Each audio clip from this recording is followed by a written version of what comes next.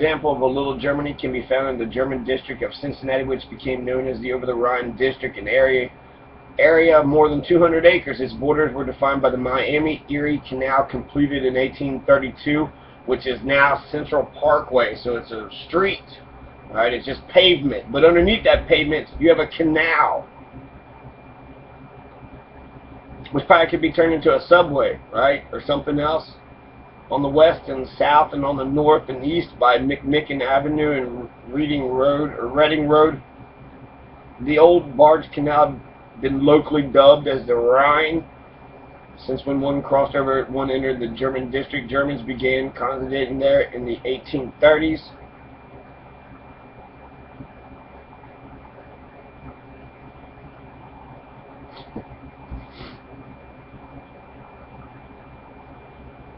Well before Civil War, canal came to divide the German quarter from the English-speaking areas. Over the Rhine was the social, cultural, economic, and political center for German Americans. There are numerous German houses, restaurants, churches, bakeries, markets, beer gardens, shops, and stores. Local history is called Over the Rhine, the district where everything is German, and even American discards its formality and is enveloped by German Gemütlichkeit. Gemütlichkeit. It was the home of the German music, theaters, newspapers, libraries, clubs, societies, religious institutions filled with the little savings, loan societies, Bauvieren, Turners, the Turn Hall, 1859. Over the Rhine, Germans. Cincinnati's German community in its early years was concentrated largely in the area north where the canal entered the city. It was known as Over the Rhine. Here the Germans lived in neat little frame and brick houses built flush with the sidewalks. Backyards fenced in with lattice work and planted with flower and vegetable gardens. Every Saturday, German housewives scrubbed the front steps of their homes until they were snow white. Here, too, the German Hausfrau nourished her family with German food and delicacies, which quickly became part of the American culinary art. After working hours and on Sunday, the men sought recreation in the taverns, played euchre, scat, and pinochle, or brought their families to the beer gardens to listen to old familiar German airs. As the German-American population grew and expanded before the First World War, the population gradually moved beyond over the Rhine to settle through the city of Cincinnati, but particularly moved to the west side of the city, so that even today in Cincinnati, there's an east-west divide based upon ethno-cultural factors. This population growth and migration was due to increased German immigration. By the end of the century, there's still the old German districts, but usually the entire urban area would range from 1/3 to over 1/2 German-American.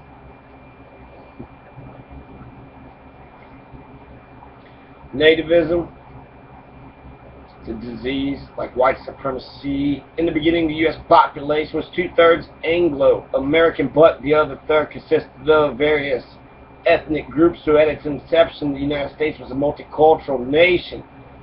1/3 multicultural. America, the majority was Anglo, who by large viewed Anglo ethnicity as equitable to be an American. This view has become an American myth. Not only the adoption of U.S. citizenship, but also Anglicization, Englifying,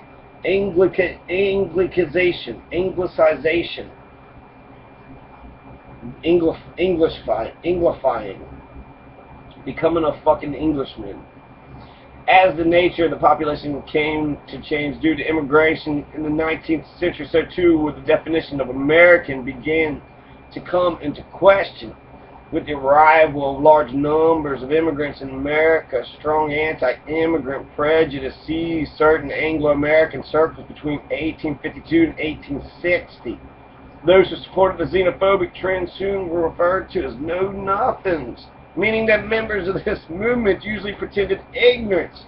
When asked questions about policies and goals of the organization, the know-nothing movement stressed that native-born Americans were legitimate, authentic Americans, so as opposed to the recently arrived German, Irish, Catholic, non-Anglo English.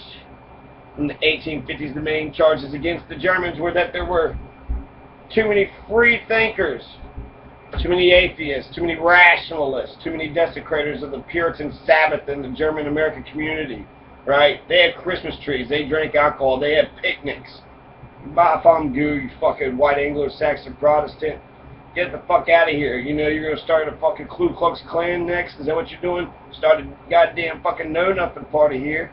You're gonna start a is that the next thing? Is it gonna be some weird secret society where you go around dressed like the ghost of dead Confederates and terrorize the shit out of black folks? Is that what you're gonna do next? White Anglo-Saxon Protestants? Y'all been doing some fucked up shit since you got here.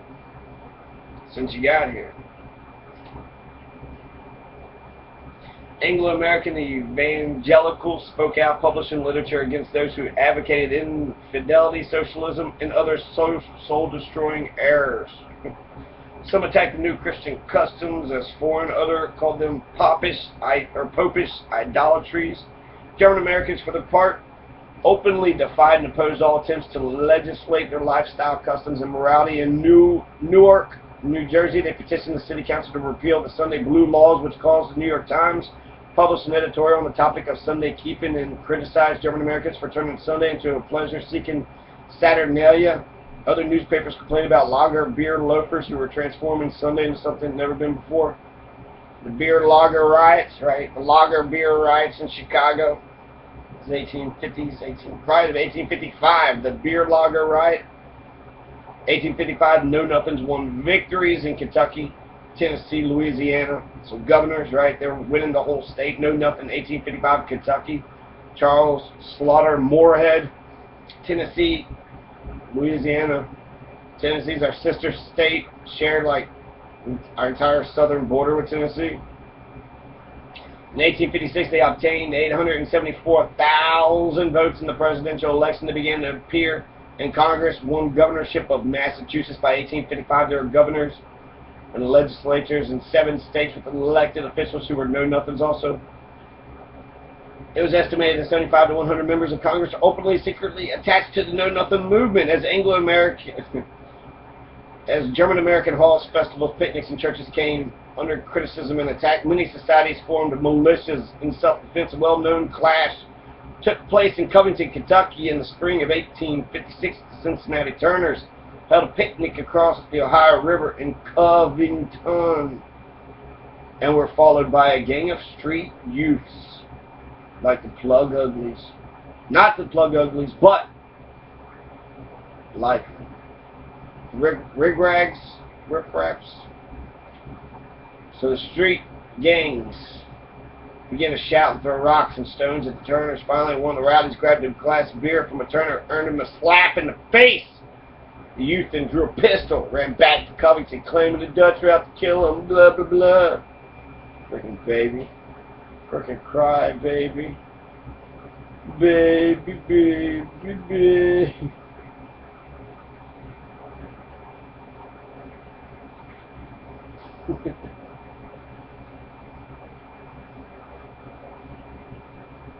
So outside Covington, the Turner were met by a group who threw stones at them. One of the group members seized the Turner, who of course immediately resisted. Others came in to the aid of the Turner. Soon a full-scale fight was underway.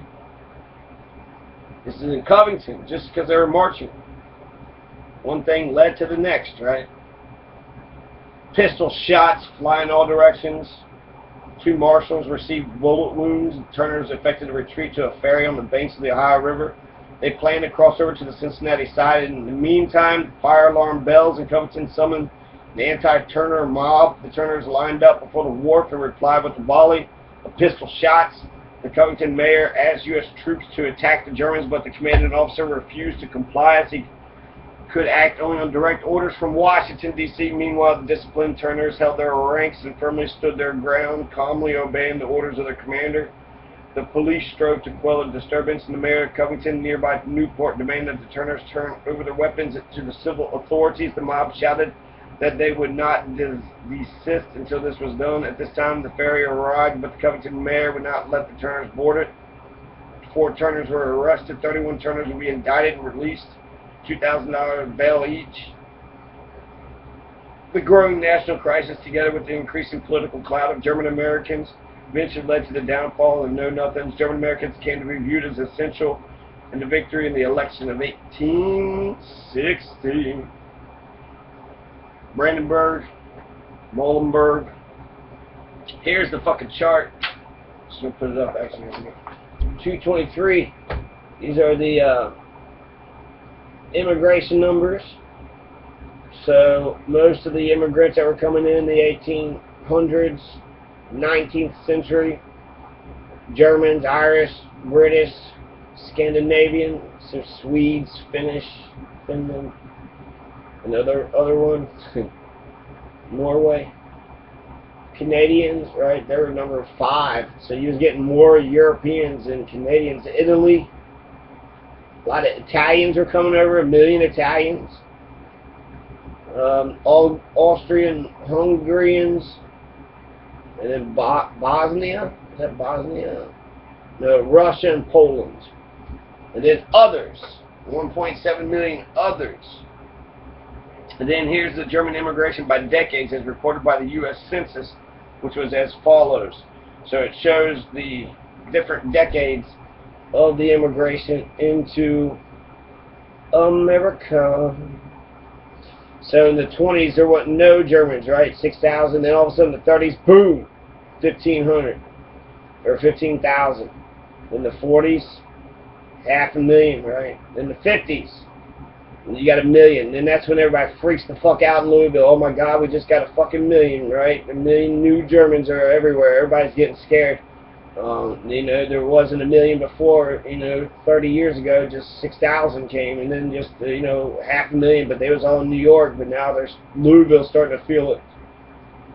1850s, right? That's when the 1855 Know Nothing riot happens. My ancestors come the next decade, which there's actually a drop, or no, yeah, there's a drop. There's 700,000, then 700,000, then 1.4 million in the 1880s, right? So, sorry, I was trying to give you the chart, but the 1.4 in the 1880s, and then they came in 7, so there was less. There was 787,000 in 1869, and then the 1860s, then were the 1850s. So this immigration wave is just coming and coming, and actually it dipped down between the so-called Gilded Age, and then right at the very end it dipped up, and then it dipped down again, right? So in the 1880s it goes 1.5 million, but then the 1890s is back to 500,000. The wars of German unification, military conscription, as well as various related pressures on civilian population contributed to the desire to immigrate. So German immigration after the Civil War continued at an annual rate of 130,000. So because of the wars of German unification and military conscription, that's why the gripshippers came to America. I heard there was a cousin, there might have been some chain migration, but this was right before the Franco-Prussian War, 1869. So you already had the Denmark War, Holstein, Schleswig, or whatever, and then you have, of 1864, then you get the Austrian-Prussian War of 1866. And then they moved here in 1869. And then that was right after the Civil War, right? So they were having wars over there, we're having wars over here, nobody's paying attention, nobody gives a shit, who gives a fuck, right? The Homestead Act of 1862 also was giving out tracts of land, but it was out west, so I don't know if that would have been a tract of land they could have got in Kentucky, or if that's something different.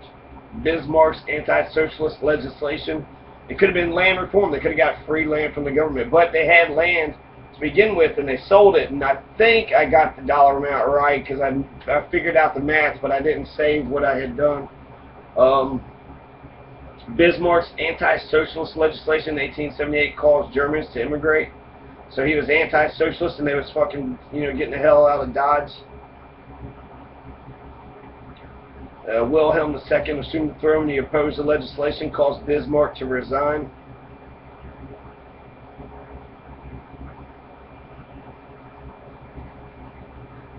So 1880, there's the German influx was 3 times as large as it had been in 1879. So within 1 year, 1880, you know, it was just 3 times. 1881 was close to 250,000, record amount for one ethnic group that has never been surpassed. Nevertheless, large numbers did continue to come after 1885.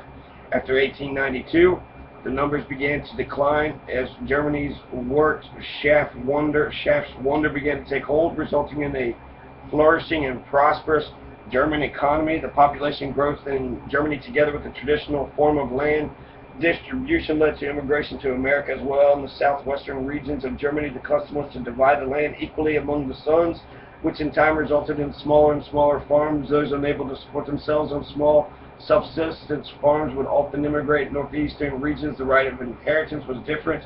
Their land was not equally divided but inherited by the eldest son. In such cases, the younger sons would have to figure some other fucking shit out.